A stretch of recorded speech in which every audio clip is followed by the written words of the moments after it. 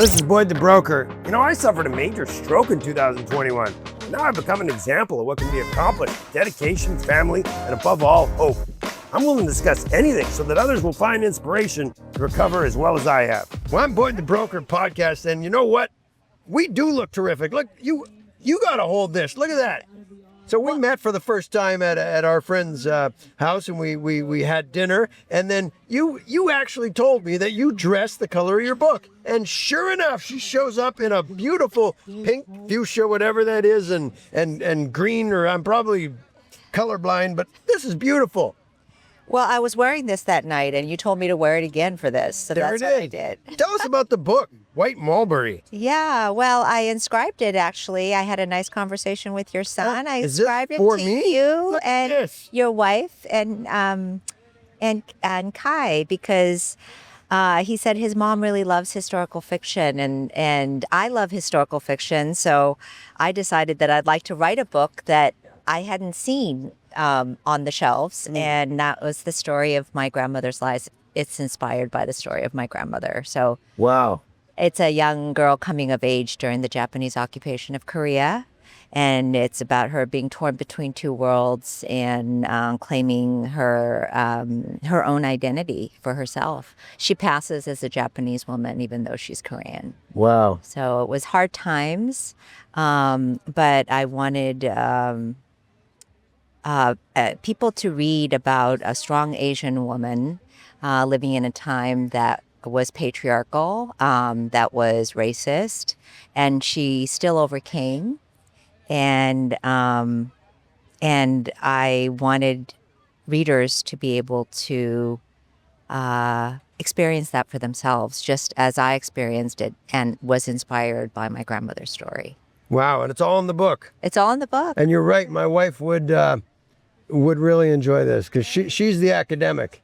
I'm the one with the good hair, and she's the one with all the brains. So I saw your Audible that's our list. family. I saw your Kindle list, actually. Oh, you did? Kai showed me. What?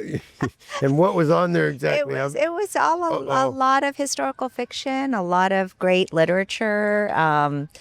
That's what he was showing me, that she enjoys those kinds of books. So I hope she enjoys it. I hope you get a chance to read it. You know, he's incredible. They're both awesome. Now, you said you were doing another book. Am I allowed to talk about that? Yes. I'm doing another book. What color book is that going to be? Red. Wow. So next year I'll come back. The next podcast, iHeartRadio, they're going to love that. You're going to blend in with a background. Yes. I just got some editorial feedback on that one, and so I have a lot of work ahead of me. What's it about? Oh, it's called Red Seal, and it's the sequel to this story, because this book ends when the protagonist is 26 and she lives to 95.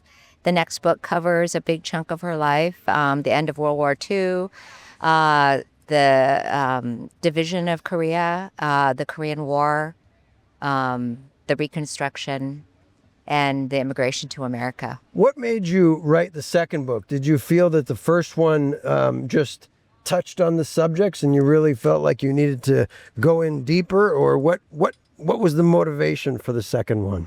Well, the second Red Seal. Yeah, Red Seal. I hadn't really thought through that one when I sold my first book.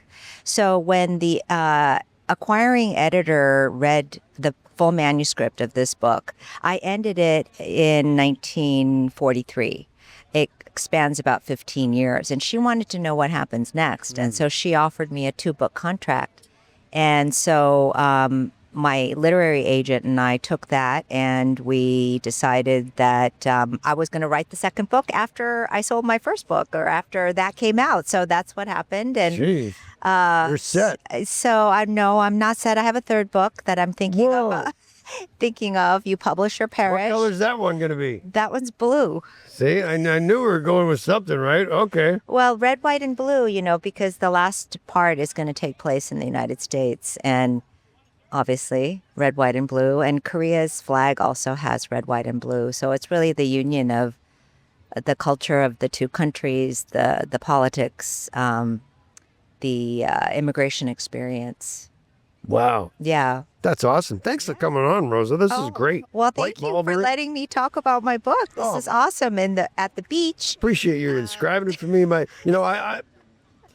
Am I supposed to say? I'm not sure how many books I've read in my life. I hope You know you what? read this. But I suppose, you know what? I probably will, actually. My wife and I might read it together or something. She's just so, she's so interesting. It's too bad you didn't get to, or you said you did talk to her a bit before she left.